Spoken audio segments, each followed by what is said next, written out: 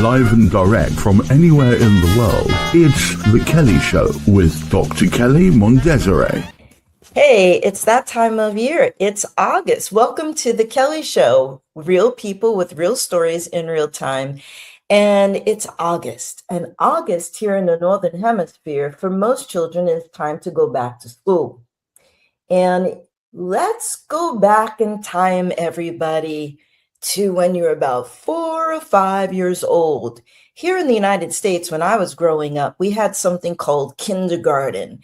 And in those days, kindergarten was a place where, I don't know, I already knew how to read by the time I got to kindergarten, but most kids, they learned a little bit about the letters and the numbers, and we had music time, we had drawing time, coloring time, and playtime. Now, put yourself back, close your eyes and put yourself back to 4 or 5 years old. Now, wherever you were in the world, I'm sure you experienced some sort of kindergarten. So keep your eyes closed. I can see everybody there. Keep your eyes closed. I want you to think back of all those kids you played with and went to kinder school with, okay? You had the kids that played house, they wanted to be mommies, they played with the dolls, they played in the kitchen or the make-believe house. You had the kids that were outside running around like Indians playing kickball and dodgeball. That was me. I played with the boys. Then you had the kids that sat quietly and sang songs. And then you always had the kid that had to pee in the sandbox and nobody could use the sandbox for a few weeks until they cleaned it out with fresh sand. But however, we all had great imaginations. And if you meet a group of children around, 4 or 5 years old now, and you ask them, what do you want to be when you grow up? So some will say a doctor, someday a lawyer, a nurse, a practitioner. Now these days, probably an AI a magnate, a millionaire, a gazillionaire, trillionaire, okay, a construction worker, an electrician, a plumber, an astronaut, an astrophysicist, if they know what that word is already. I wouldn't put it past any of these kids, but they all have these visions, these grandiose visions of who and what they want to be when they grow up. Now, me, I'm never going to grow up, so my options are always open. And I think that's why I'm so gifted as transformation and reinventing myself so many times through my life so far. But however, we all had these ideas, these great ideas of who we wanted to be when we grew up. And then what happens? What happens to those dreams? Are these children allowed to follow their dreams? How many children who say, when I grow up, I want to be X, actually do that? So stay tuned. We'll be right back. This is something you won't want to miss, especially if you have children. So we'll be right back. Don't go away. This portion of The Kelley Show is being brought to you by White Wolf Advisory Services. We are the bridge between nations, creating growth, commerce and collaboration between cultures. Contact us today for more information. And welcome back to The Kelley Show. Okay, it's August, and we're talking about let's go back to school. School days, school days, school days. My question to everyone today is, how does fear crush a child's innate normal curiosity? How does fear crush the childlike curiosity that still exists in all of us, even as adults? And how does that fear confine us into a world which becomes very, very small and fear-based? Think about that. Think about that. When I was growing up, I wanted to be a whole boatload of things. I wanted to be a veterinarian until I found out I had to work with snakes and rats. That nixed that. Okay. I wanted to be a doctor. All right. But that wasn't encouraged in my home. I wanted to be an archaeologist. That was a big one. And I nearly got to follow that dream as a student, and the kibosh was put on that too. I was gifted in art. And although I was given art lessons, I was forbidden to go to formal art school. And I had to do that on my own as an adult. Interestingly enough, I was told where I was going to go to university, what I was going to study, okay? And there was no choice in that. Ironically enough, although my first degree is in international economics and marketing, all right, whoopee whoopee, I made my real money in a very, very lucrative, very, very tremendously successful career as an artist in television. And I was told growing up, artists didn't make money. I was never going to formal art school. I was going to business school.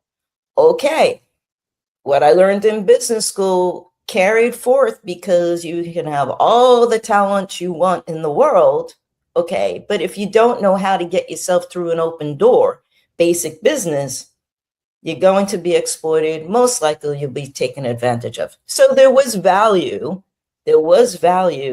in going to university for business.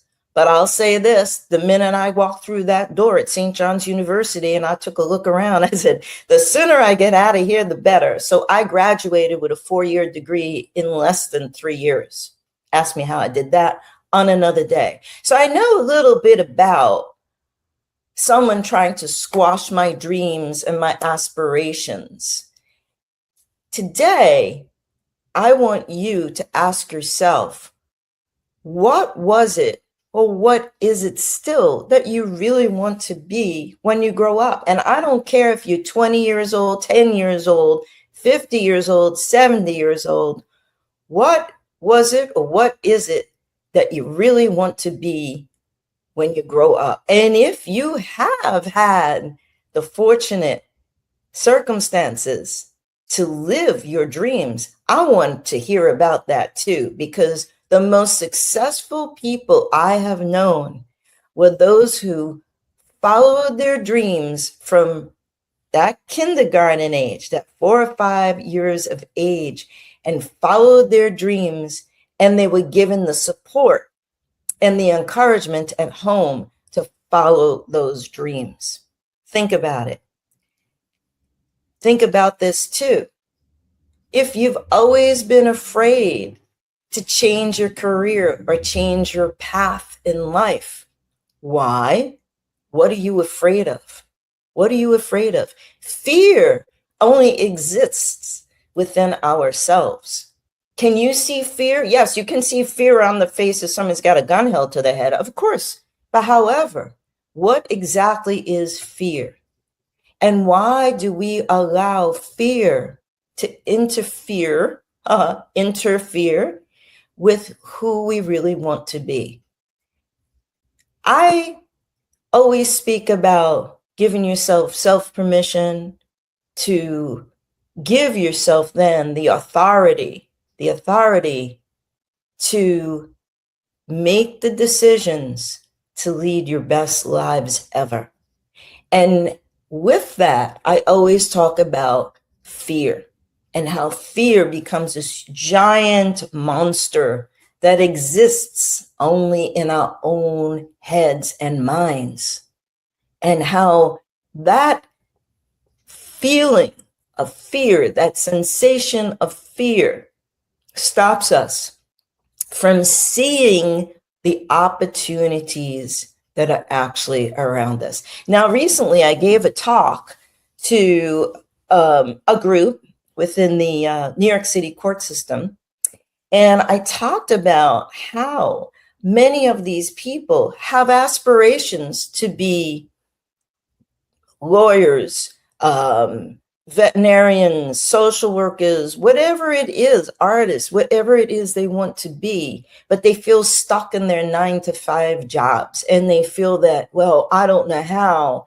to go about doing this. I don't know how to go about exploring. I am afraid of taking the first step. And what I do for these people is I help them take that first and second and third and fourth step. And I give them the tools that they need to be able to relax, absorb, participate, share, and enjoy and live their best lives. That's what I do. And I've done it myself several times over. So I'm coming from a place of, I know, I've been there, I've done it. So my question is, who do you want to be? If you haven't already become that person, who do you want to be when you grow up? And if you have become who you always wanted to be when you grow up, but you'd like to do something different, what's stopping you? So let's get back to the kids after a word from our sponsor. We'll be right back for more. Stay tuned. This portion of the Kelley Show is being brought to you by White Wolf Advisory Services. We are the bridge between nations, creating growth, commerce and collaboration between cultures. Contact us today for more information. And welcome back to the Kelley Show, real people with real stories in real time. And guess what? I have a very special guest sitting right next to me, Mr. André Papillon, who is author to be of No Corner Office Needed. And André, thank you so much for coming on the show today. So good to see you. Pleasure to see you too. Likewise. So I need my eyeglasses on because I have to read my question to you and read it correctly. So as you know, André, we've been talking amongst ourselves about children and encouraging children to be their best selves, and how money not necessarily should be the driving impetus to who they want to be in life. However, when we become older, I think the same applies. And since this is August and most children in the Northern Hemisphere are going back to school, I call it school days, DAZE, some of us adults should start thinking about what we want to be when we grow up. So here's the question I want to present to you today. All right, you ready? Okay. In your bird's eye view, right, given your own experience, how does fear crush the child's natural curiosity in all of us, regardless of age, and confine us into a world which is very small and fear-based? And André, before you actually answer my question, just give the viewers a very brief, because you've done so much, but try to chunk it down. Give them a little bit about who you are, where you come from, and your experience, and why I've brought you on to today's show. Well, thank you, Kelley, and I appreciate the time that you're giving me here today. And you know, it's been a blessed life, no question about it. I'm a recovering engineer. I always say that. I haven't been an engineer in 25 years, but it was my education. And as they say, once an engineer, always an engineer. And so I did have a good 12-year engineering career. And I spent the last 20 years plus in medical devices in the commercial side in marketing and in business development and in business planning, pieces like that. What that's required me to do is to really step into roles and step into industries and step into businesses that I have no familiarity with, or types of challenges that I have to step into that I've never heard of before. And somebody says, well, we think you can do this. Or others don't want to step into it. Do you want to? And so that's been the story of my career. I guess you could say the story of my life, because I've lived in 9 different states, 3 different countries, and 2 different provinces in Canada. So I've been all over the place. And it's this idea that there's a combination of things. And it's a little trite to say it this way, but life is an adventure. Oh, yes. I'm the youngest of 3, and one of the traits of the youngest child is that we are a little bit more adventurous. I have 3 children, and my youngest one is the most fearless of my 3. I'm the youngest in our house. Is that right? Yes, I was black sheep. I was like the black elephant. And I don't think anyone will accuse you of not being adventurous. So, so that's the key. So I've always been someone who has embraced the new challenge or the new opportunity, the new location, if you will, the new culture and things of that nature. And that's been part of what I see. And for me, when I think about the theme of fear, and you talked about the theme of fear that permeates from children to adults. And with children, fear comes in because of two things. Number one, parents want to protect, we want to protect our children. We don't want them to get hurt. We don't want them to get hurt either physically or emotionally or spiritually or anything like that. So we want to find ways to protect them. We want them to be successful. So we try to establish some kind of structure. And structure can take on many forms. It can take on forms that have to do with schooling and a bunch of activities. It can take on structure around family as well and around chores and things of that nature. And what we forget sometimes is that much of the source of fear, in my view, is lack of control. And lack of control in terms of what you can do.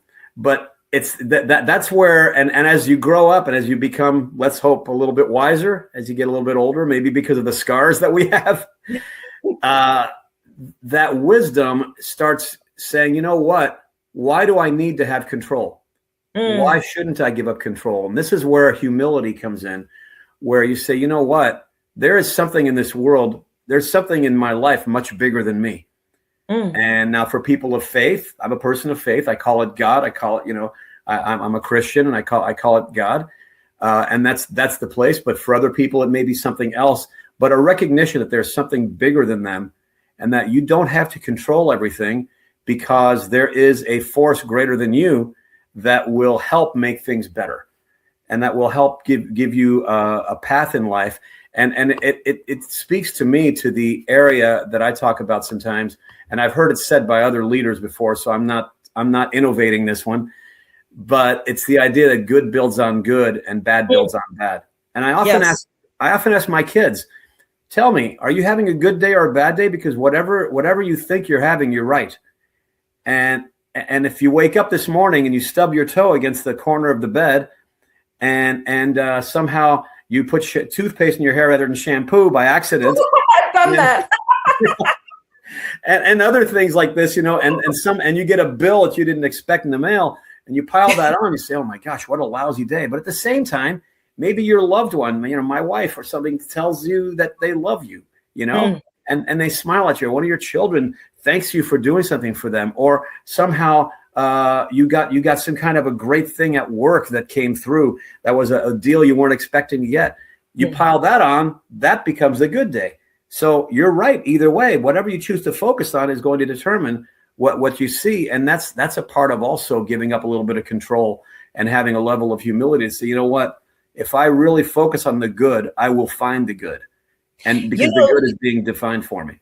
There was an American Indian tribe, I can't remember which one, but I remember this saying when I was reading up about the American Indians, North American Indians, when I was a kid. I was really into archaeology and history. Yeah. And there's one tribe in particular that had this saying, when they woke up in the morning, they'd say, it's a good day to die. And honestly, there are many days where I wake up and I say it's a good day to die, because the sun could be shining, it could be raining out, but whatever it is that you do during the day, it's a good day to die because you've done the day as best as you can. Now, some people might find that morbid, but me having cheated death literally twice in this life, it's always, always a good day to, what the heck, Again, it's perspective, Kelley, right? It's perspective, because in my tradition, I wake up in the morning and I say, thank you, God, for one more day. There you go. And I always tell my kids, God willing, I'll be around for a while longer and get to do a few things, and my children will grow up and do some successful things, but there's no guarantee. I'm not guaranteed tomorrow. So when I wake up in the morning, I'm like, thank you for giving me this day. I'm going to do the best I can with it and put through what I can. But specifically getting back to the question, like, what is it? Why do you think people are so fearful to say, I'm going to take that first step, or I'm going to take the first step to find out how or what the possibilities would be to become X or do X. What do you think it is? Yeah, I think it's a few things. I do think that the current world that we live in today, where our lives are so public, and even those that are overall fairly private people. I mean, I'm an outgoing person, but I'm fairly private in the sense that I'll post on LinkedIn, but I don't go out there on social media and have have a massive presence. But there's a perception that success and achievement is easy, because you'll see, let's say, you'll see somebody, an influencer suddenly, right? That suddenly has 10 million followers, and they're all over the place, and they're traveling the world, and they're taking a bunch of selfies, and of course, maybe with filters and other things, maybe AI assisted selfies, but they're all over the place. And a little bit of lipstick doesn't hurt. Yes, exactly. A little bit of makeup doesn't hurt. And they're traveling around the world, and they're showing how awesome their life is, right? And they're youthful. And everybody's like, wow, I could do that too. I'm going to start a podcast, or I'm going to be an influencer. I'm going to do this. I'm going to do something outrageous to get attention. So it becomes this kind of formula that everybody thinks that to be successful, this is what you have to do now. And I think, and so taking that first step, when that first step for anyone that has been truly successful, all the builders in our history, in world history, the not just the entrepreneurs, but the builders of societies and everything else, that first step was ugly, and it was sometimes painful, and it was sometimes not evident that you were going to get there. That's true. I belong to a group run by Mr. Lee Tunney, and anybody out there on LinkedIn will know Lee, who's actually my mentor. And I made a comment recently about a point that was brought up.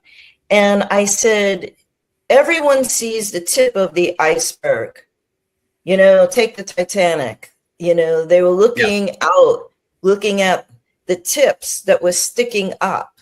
Yeah. But, no one sees what's beneath. Like in the Titanic, it wasn't the tip that killed them. It was what was underneath. 2/3 was underwater. Yeah. Yeah. And it's the same goes with what you're saying about influences, or like people like you and me, people that meet me, they see what they see. They see Miss Sunshine, they see the adventurer, they see the TV person, the doctor person, now I don't know, what do you want to call me now?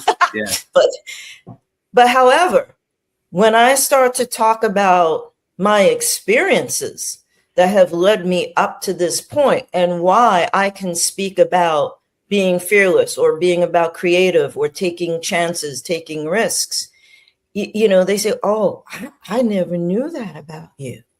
Everyone seems to see what's here, what's on camera, quote unquote. Let's just use that as a metaphor. But they don't see the struggles. They don't see, the overnights, the weekends, the holidays, the sacrifices. They don't see what's underneath that tip of the iceberg, which everyone thinks, well, oh yeah, that's the cherry on the cake, or that's what the focus is. No one looks under the surface, where it's pretty dark, not because it's morbid or it's dark, it's not positive, but they don't see what has led to what we see right now, this tip of the iceberg. But I talk to people about the tools they need to give themselves self-permission to have the authority to take anything that they fear, take those feelings, and through, a process, push it down, bury it, crush it, blow it up, and see the opportunities ahead of them. And to realize that if it doesn't work out, it's okay. Tomorrow's another day, and don't see as not winning, like it'll go back to the ring, because, that's always my go-to. Just because you don't win this fight doesn't mean tomorrow you're not going to win the next fight. You know, it's all experience. You learn from your mistakes. And if you learn from those mistakes, you take them as opportunities and education and insight, then tomorrow you can do even better. Yeah. But like you said, humility, every fighter has their people in the corner. And Yes. those people in the corner are those staffers, people work underneath you, teammates. And you talk about humility. It's by being humble and listening to what your teammates and your colleagues and your children even have to say. And children quite often really tell the truth. Look at the Emperor's New Clothes. It was the child who said, hey, you know, whatever it was, mommy, he's got no clothes on. You know what I mean? Yeah. So like you're saying, go back to humility. But I say, blow that stupid fear, that monster that only lives inside of us, blow it up, you know, and see the world. The things I'm most grateful for, Kelley, absolutely. And the things I'm most grateful for are places where I've been extremely uncomfortable prior to taking on the action and maybe getting the achievement, if you will. You know, that's a combination of certain projects at work where I was told, go to Japan and turn them around. Right. And I went to Japan 25 times over a 4-year period. Yeah, exactly. And I had never been to Japan in my life at that point. And I had to do something with that. Right. Or how I met my wife and the way that I introduced myself to her. All these things came from areas of taking on some uncomfortable action, the fear of the adverse outcome or the fear of not knowing or the fear of being judged in certain ways. And when I got to the other side of it, though, I was so grateful. And I'm so grateful for that. And also the humbling moments. You know, one of the things I tell my children, I tell them there are two types of people in the world, those who are humble and those who are about to be. And I'll tell you a little story about one where I was a young engineering director, and I was so excited. I was starting my new job. I was over at a trade show, and it was in a technology, an automotive technology, where one of the engineers that would be working for me, brand new engineers, he was an engineering manager, and he was a man with 35 years of experience. He was a legend in the industry. He had the most patents of anyone in the history of the industry in that particular product segment, right?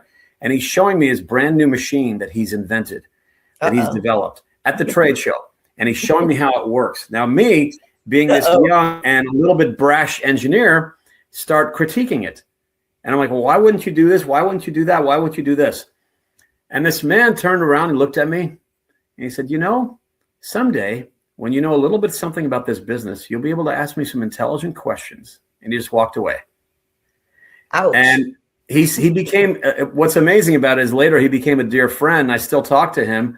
And I told him, he's 82 years old now. And I told him that was one of the biggest favors anybody ever did me in my life, not just in my professional life, but in my life.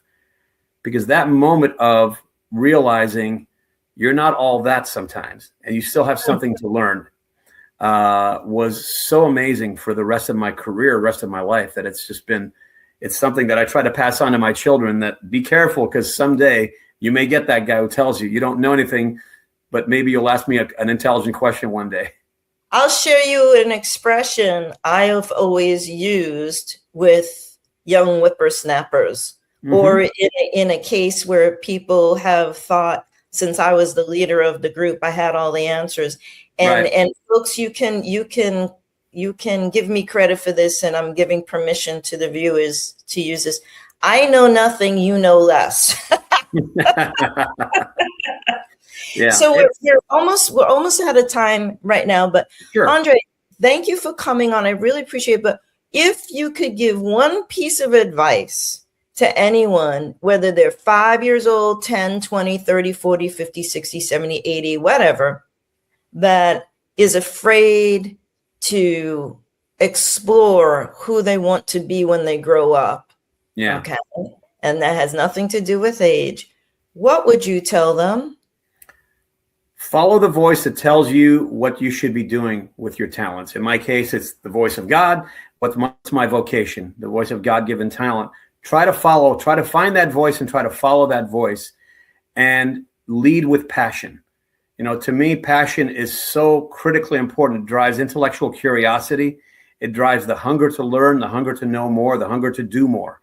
And so lead with those two things. Lead with a combination of faith or belief that there's some purpose that you have here on this earth. There's a reason why you're here and why you're uniquely here. And there's a passion that you have to bring behind it that will lead you through those pathways, even when times get a little more challenging. Because passion overcomes, you know, something simple like writing a book right now, which I'm in the middle of doing. Writing a chapter is not easy. I'm discovering that. I've never done this before, and I'm discovering writing a chapter is very, very challenging. And it can be very humbling. You say, my gosh, did I really say anything here? Am I making any point here that makes any sense? But I have a great passion for the messages that I want to ultimately deliver. So that drives me forward to continue. And that's what people need to really be thinking about and that's at any age. You know, it's at any age. My mother's 94 years old and she's still a passionate person. All righty. All right. Well, André, thank you so much for coming on the show.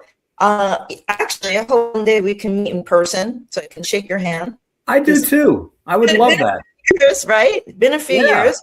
You know, like many guests here on the show, I end up meeting them in person after a few years, and it's like we know each other forever. So I hope we have that opportunity while we're still in the same continent. But thanks once again. And when you do publish your book, you have to send me an autographed copy, and I'll mention it on the show. You can come back. All right. Thanks so much. Okay. Bye-bye now. And that's going to wrap up our month of August. Back to school. Who do you want to be when you grow up? So if you would like to be on the Kelley Show, do contact us, looky, and subscribe today to the channel. And stay tuned, because in September, I'm going to be talking about something very, very different. And I think, surprise, surprise, I'm not going to tell you who or what or where, but I think I'm bringing on an expert panel to help me out. So thanks so much for watching. Happy school days. Get in that mirror and see who you were at 4 or 5 years old and say, who do I want to be when I grow up? And do it. All right. Bye-bye for now.